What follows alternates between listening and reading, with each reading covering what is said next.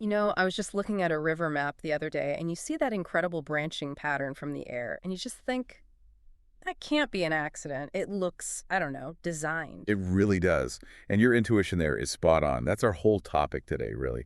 River systems aren't just a random collection of channels. They are um, deeply structured, self-organizing systems. So for this deep dive, we're going to try and pull out the mathematical blueprints behind it all, the geometry, the physics, how rivers literally build themselves based on the material you shared. Exactly. And to start, you have to think about scale. I mean, we're talking about everything from a tiny little rivulet up to, the Amazon basin. Right. The mass for that is what we call power laws. They basically show a consistent relationship between two things, like y equals k times x to some power. It means the pattern holds no matter how much you zoom in or out. Okay, so give me a real-world river example. What are X and Y? A classic one is Hack's law. So let's say x is the total area a river drains. Y would be the length of the main channel. The power law tells us that this relationship between length and area stays remarkably consistent across scales.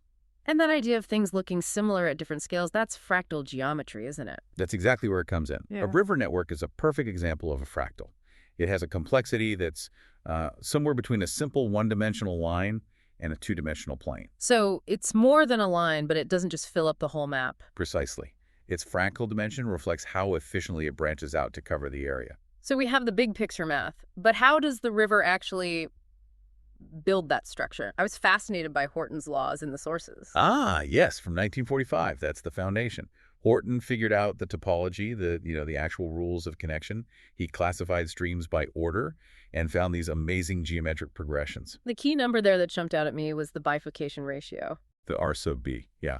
It's the ratio of, say, first-order streams to second-order streams.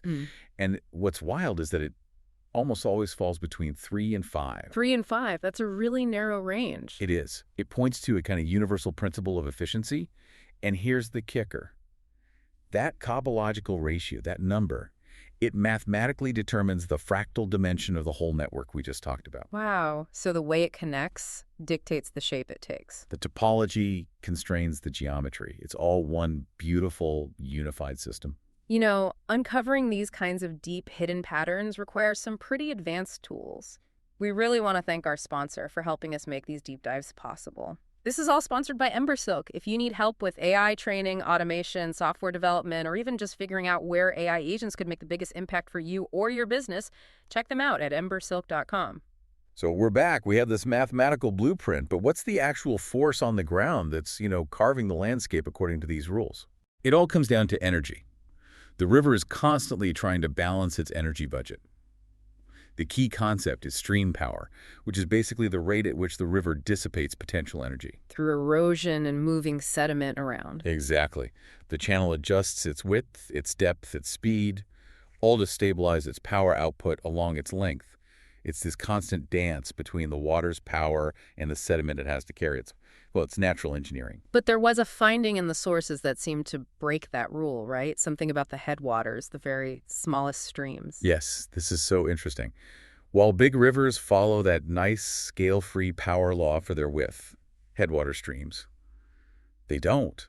They follow what's called a log-normal distribution. And what does that mean, practically speaking? It means they have a preferred size.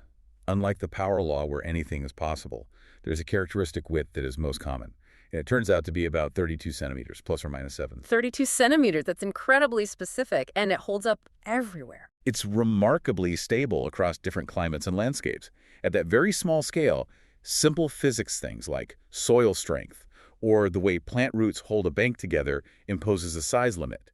It's a fantastic example of a physical constraint overriding a purely mathematical scaling law. It's amazing. And understanding all of this, from the big fractal patterns down to the specific width of a tiny stream, that has huge implications for river restoration, doesn't it? It's everything.